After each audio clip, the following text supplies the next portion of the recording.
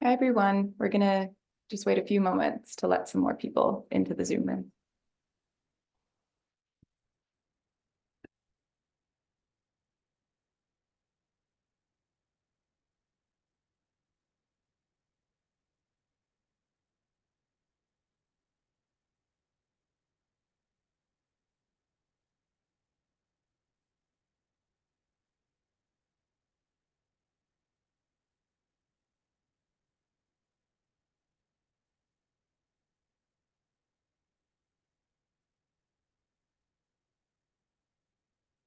And before we begin, a reminder that you're free to use the Q&A box to drop your questions anytime throughout the presentation.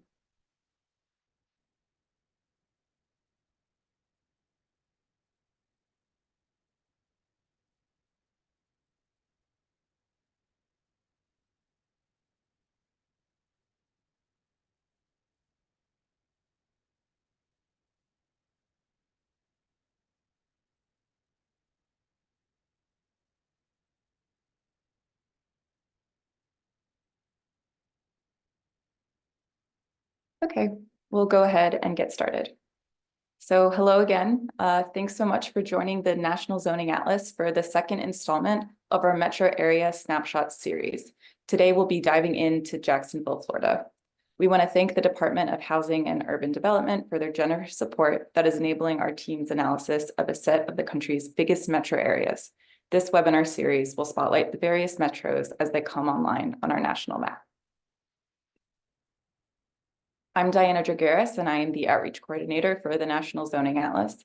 And I'm joined today by Joanna Kaufman, NZA Deputy Zoning Code Project Coordinator, who completed the zoning code analysis for the Jacksonville region, and Aidan Antonienko, NZA Geospatial Analyst, who completed the geospatial analysis for this region.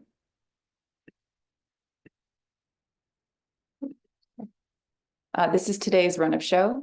I'll start us off by explaining how the National Zoning Atlas came to be and how it's made, followed by Aidan, who will give a demonstration of how to get the most out of our public map features, and then Joanna, who will talk through the zoning analysis we uncovered in the Jacksonville MSA, and then we'll reconvene for your questions.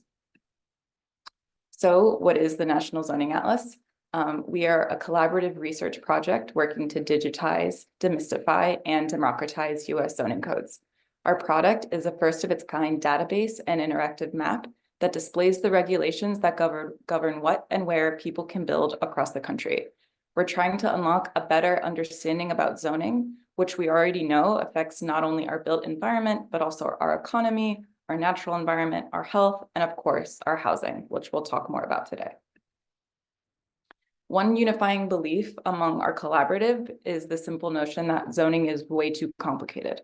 The State Zoning Enabling Act of 1922, pictured here, was the model legislation for states to adopt to authorize local governments to zone. As a result, around 30,000 individual jurisdictions exercise the right to zone. That means zoning is highly decentralized, making it hard to understand at scale. Another factor that complicates zoning is that features within the codes are inconsistent.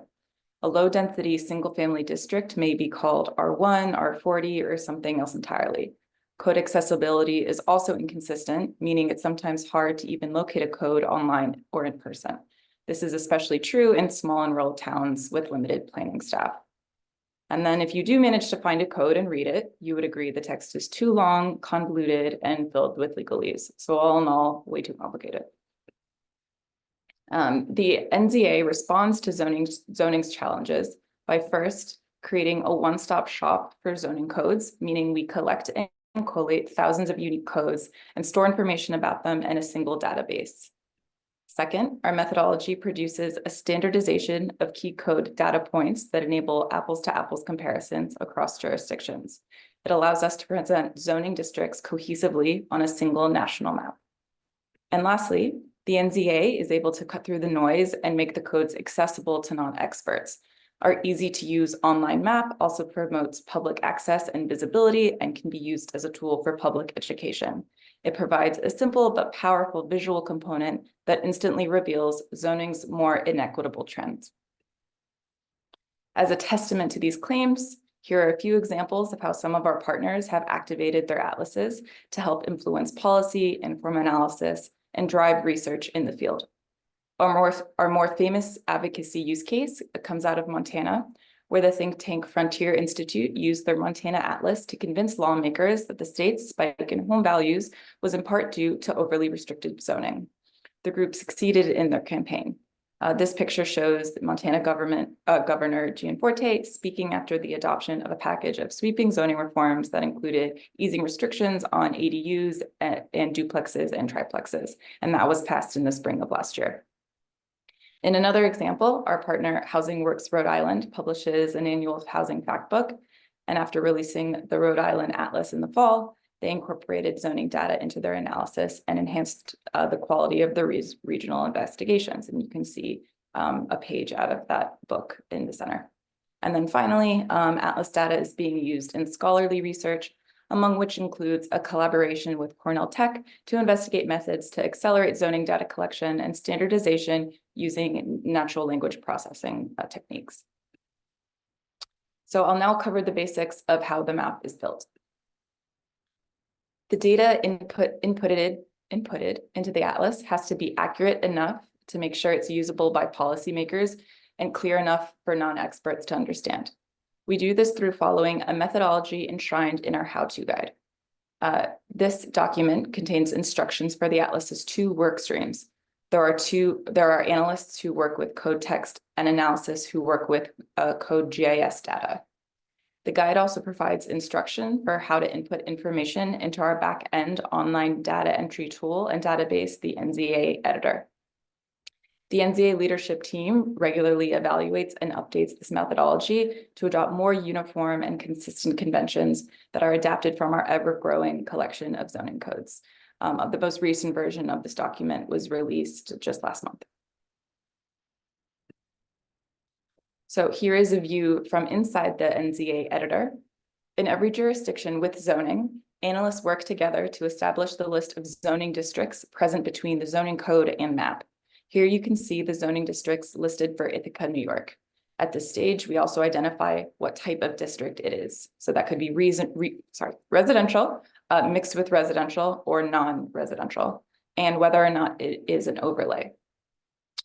So from each jurisdiction, analysts then analyze over 100 different data points within each district, beginning with treatment type, meaning whether the residential district allows 1 family, 2 family, 3 family, or 4 or more family housing units.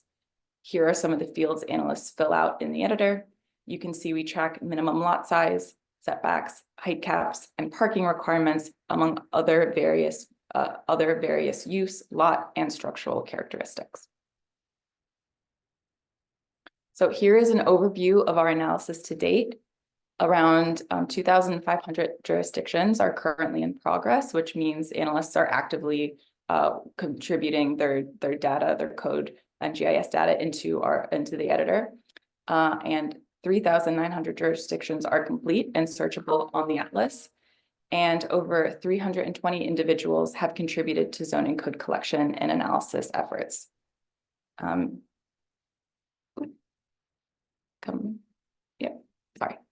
In all, published jurisdictions so far cover land home to over 70 million Americans, and that's over 20% of the nation's population.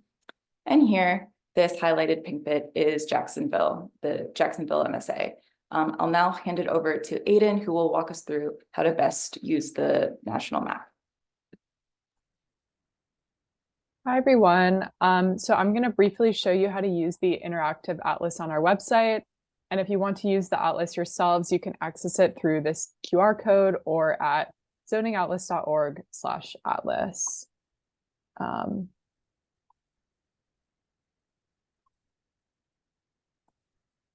And now I'm going to share my screen. And I'm already zoomed in on the Jacksonville metro area, but you can zoom to a specific area or address using the search bar on the right side. Referencing the legend, you can see areas that we have uploaded that are primarily residential or mixed with residential in purple. non-residential in beige, or no zoning in gray. And you can also change the base map and toggle on and off water, tribal lands, and protected lands, which I will leave off for now. But an important note about our geospatial methodology is that we do have a file of each of these that we remove from our data, and we also reference parcel data to remove right-of-ways so that the zoned land on the atlas shows land that can be built on, and so that the data is more standardized and we can more accurately compare across jurisdictions. You can see a brief overview of the zoning of any area of the map by hovering over it. You can also select a specific jurisdiction to get more information. And you can do this by either clicking on the jurisdiction as you hover over it, searching in Zoom to in the filter section, or searching in this bottom bar.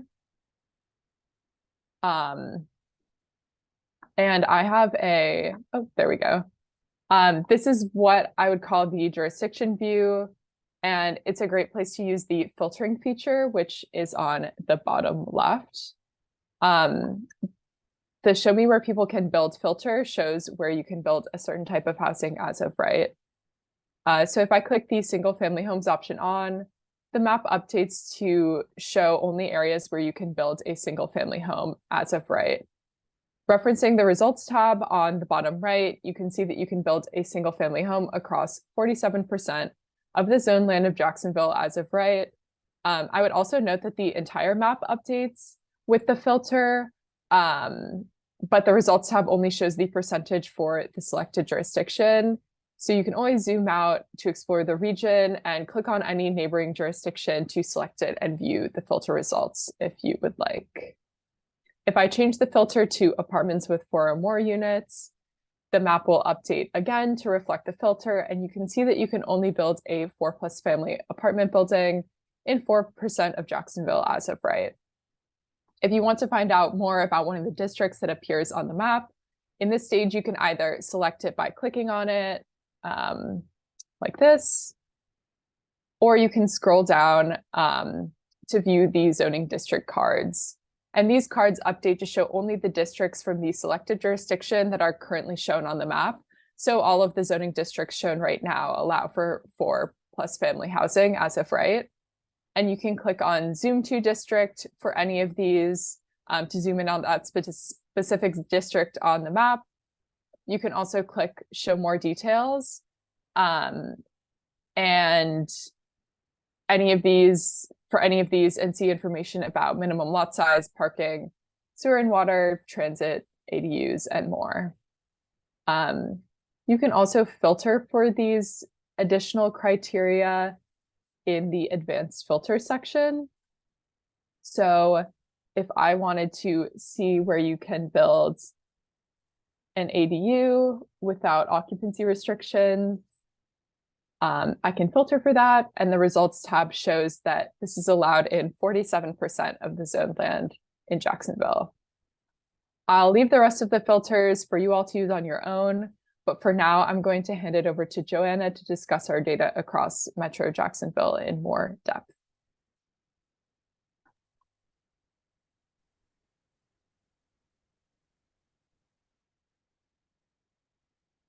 Thanks, Aiden. Next slide. Next slide. We reviewed the zoning text for the 20 jurisdictions in the Jacksonville MSA. This analysis was completed in the summer and fall of 2023. So the analysis is a snapshot of the zoning regulations at that point in time. We are working on getting funding for ongoing maintenance of the atlas with a goal to complete annual updates. As a preface, our current analysis does not incorporate provisions of the statewide Live Local Act, nor do we evaluate land use regulations outside of the zoning code. For example, many jurisdictions regulate inclusionary or affordable housing outside of the zoning code. We only look at what is regulated by what we define as the zoning text. Future updates could include any statewide regulations that override local zoning laws. The atlas can also allow for customized logging of special cases. For example, we added a special field for Connecticut after they adopted statewide reforms around accessory dwelling units. And the atlas is simple to update in the event of entry errors or major legislative changes. To give you an idea of the complexity of the review, we read over 5,300 pages of regulations, which is about 268 pages of text per jurisdiction. There are a total of 397 districts we mapped in the MSA, with an average of 20 districts per jurisdiction. As you can imagine, this work takes a lot of human brain power. We read the codes, applied the methodology, and simplified zoning requirements in order to extract key data points to make cross-jurisdictional comparisons. The following slides contain examples of insights we can generate with the data we collect. We can make apples-to-apples comparisons at the regional, state, and national level. The Jacksonville MSA is predominantly comprised of zone land, approximately 3/4. The remaining quarter is comprised of protected lands, tribal lands, water surfaces, or unzoned lands. Geospatial data for protected lands comes from the USGS's Protected Areas database. Of that 75% of land area that has zoning, 93% allows some type of residential development. About 3/4 of zone land allows primarily residential uses. 19% are within mixed-use districts that allow residential and other non-residential primary or principal uses. The predominance of primarily residential lands may indicate the need for more mixed-use zones as a policy change to support development that encourages shorter commutes. A small percentage of land area is categorized as non-residential areas or areas where principal residential uses are prohibited. I do want to point out that per methodology, districts where the only residential uses are allowed are accessory dwelling units like caretakers units or watchman quarters, as we typically see in industrial districts. Those are categorized as non-residential districts. This graphic shows the breakdown of 1 family, 2 family, 3 family, and 4 or greater family residential allowed by area across the 93% of zone land categorized as primarily residential or mixed use. I want to clarify that this is a measure of the number of units allowed per lot in each district. Our methodology aims to simplify and standardize data across jurisdictions. So when we say 1 family, it indicates a maximum of 1 unit per lot, with the exception of ADUs, which are categorized separately. 2 family means a maximum of 2 units per lot, so on and so forth. As you can see, all lands within the MSA that we categorize as primarily residential and mixed use allow 1 family residential by right or with a public hearing. About 44% of the land allows 2 or more family residential. However, most will require a public hearing. Jurisdictions could encourage housing development by allowing more than 1 unit of housing per lot by right. The following 2 graphs are a breakdown of maximum units allowed by each jurisdiction in the MSA for lands that allow primary residential and mixed-use residential. The graphs on the left depict total acreage, with the upper limits of the scale being a little over 200,000 acres, and the graph on the right shows the breakdown by percent. The light blue represents areas of districts that allow a maximum of 1 family per lot. The middle blue represents districts that allow a maximum of 2 or 3 family per lot. The dark blue represents 4 or more family per lot. So the 4 or more family districts may allow 1, 2, and or 3 family development, but we are only looking at the upper limit of what is allowed in these graphs. The hatch represents a requirement for a public hearing. Lands that allow up to 1 family residential per lot takes up a lot of residential land area in almost every jurisdiction in the MSA. As you can see, the unincorporated areas have the greatest landmass and are predominantly comprised of lands that only allow single-family housing. I do want to point out that this data evaluates development potential and not what is actually built on the ground. This is relevant because many planned development districts may allow 4 or more family residential. Per our methodology, we don't look into every approval for planned developments, so we log what the planned development regulations may allow for residential development. As I'm sure we all know, there's a lot of power in being able to compare housing regulations across jurisdictional lines. Further, breaking up a regional or MSA zoning analysis by individual jurisdiction can help a region identify which zoning types are over or underrepresented from one town to the next, and can help provide for stronger regional plans. We categorize accessory dwelling units separately and found that most land zoned to allow one family housing allow about 54% allows accessory dwelling units. This data point is important because ADUs are a way to add gentle density and could be identified as a low-hanging fruit for policy reform in areas with a predominance of single-family zoning. We also collect data on minimum lot sizes required to develop one family per lot, two family per lot, etc. We convert all minimum lot size requirements to acreage totals. As you can see, almost all land in the MSA that allows one family dwellings per lot has some minimum lot size requirement. And over half of that land requires minimum lot sizes greater than an acre. Like ADUs, decreased lot size requirements for one family dwellings may be a way for policymakers to add gentle density to single family zones. In addition to basic information on use and dimensional data typically associated with zoning districts, like minimum lot size, minimum setbacks, we also collect data on required affordability, residency restrictions, planned residential developments, and parking minimums. The special provisions are regulatory levers jurisdictions can use to encourage or disincentivize certain types of development. We collect this data so map users can evaluate if there are policy changes that they want to implement as a means to encourage housing development, like reduction or elimination of parking minimums, or to require affordability through the implementation of inclusionary housing requirements. Note that measures indicating 0% are actually land area values less than 0.5%. So there were some land that include these separate categories, but they're just so small that we are just registering it as 0%. Next slide. We prepared a snapshot summary of our findings, which is a well-designed one-page summary of our presentation at the QR code here or at zoningatlas.org/snapshots. We would also love your participation. Please use the atlas. Again, you can find the map at zoningatlas.org/atlas. Once you start exploring, share what you find.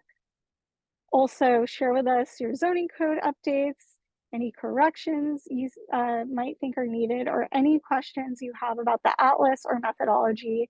And please do connect with us. Follow us on Twitter and Instagram at zoningatlas. Find us on LinkedIn, or you can email us at info@zoningatlas.org. And with that, now it's time for questions.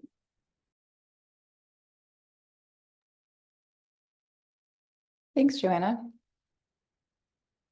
So I'll give us a couple minutes for questions. I see no one has used the Q&A box yet, but we have 5 minutes left in our webinar.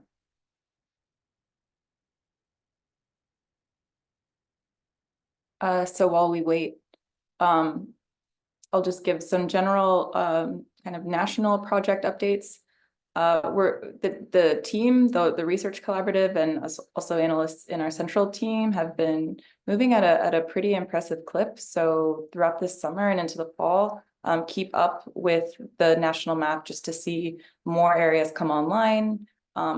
We'll see, more areas in the Midwest, like New Mexico and Nevada, some areas in Colorado, as well as more in Vermont and in New England. Great. First question. Let me see. Is this, Robert asks, is this a private sector product, government, nonprofit, or something else? So we are more in the academic and nonprofit categorization. The NZA was originally started by Sarah Bronin with the nonprofit Desegregate Connecticut. That group developed the first zoning atlas and zoning atlas methodology for Connecticut. And they did that as a way to help inform zoning reforms across the state. And that was in 2021.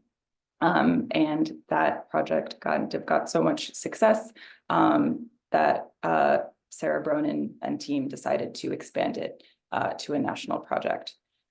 So for a bit of time, we were housed in Cornell, where Sarah is a professor. She is currently on leave because she is fulfilling a federal appointment.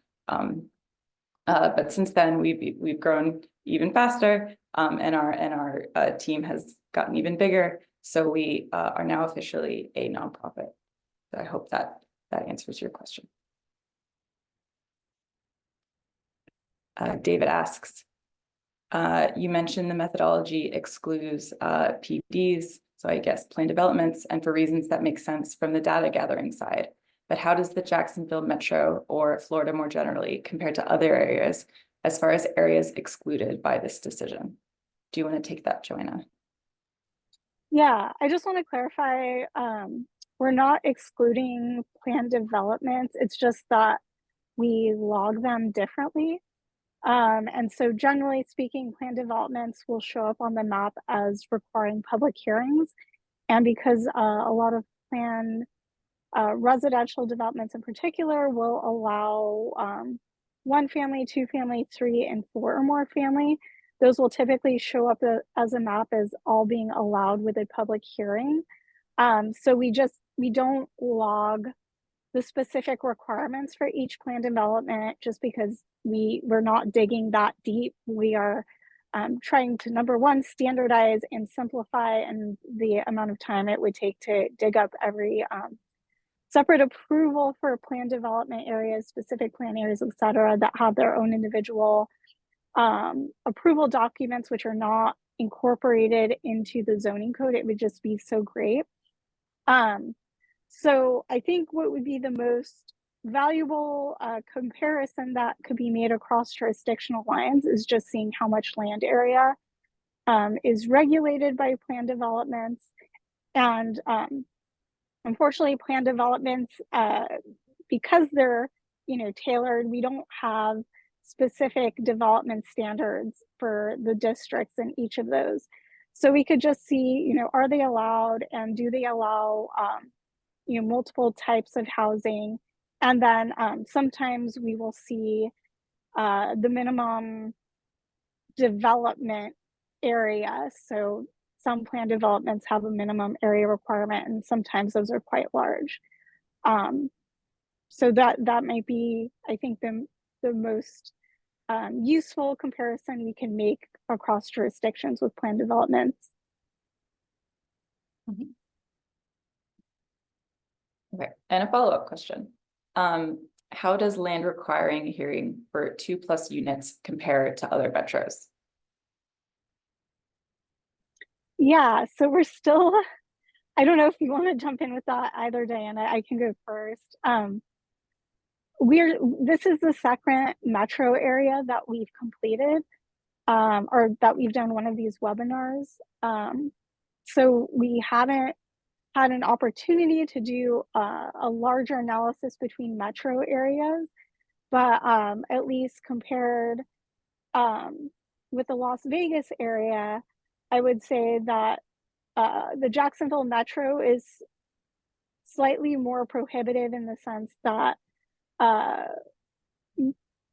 greater portion of the 2, 3, 4+ family requires a public hearing. But I would say both require a public hearing more than not. So I think that's, if you were to hypothesize what you would find, you'd probably make that assumption given the predominance of single family housing nationally.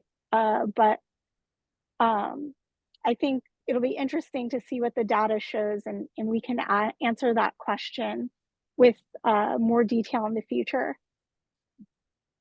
And I would say, as again, more of our MSAs come online in the map, so that means like as our analysts are collecting the data for the total MSA region, we will be posting those to zoningatlas.org/snapshots, and you will actually start to be able to compare one region to another, and then hopefully maybe in a year from now or sometime from now, instead of just doing like regional kind of bite-size analysis, then we'll be able to expand it more to a national analysis. But this question is also interesting because it's, you know, if we're speaking to a crowd of people based in Jacksonville, Florida, or that region, you know, how interested are you in learning about trends in other states? That's something that we would love to continue kind of hearing from you all, and let us know what kind of research you want produced on our end. So thank you for your questions. With that, it is 12:30, so we are done with this webinar. As Joanna mentioned, just be sure to follow us on social medias when we announce our next metro area snapshot event. And thank you for joining us. Bye-bye.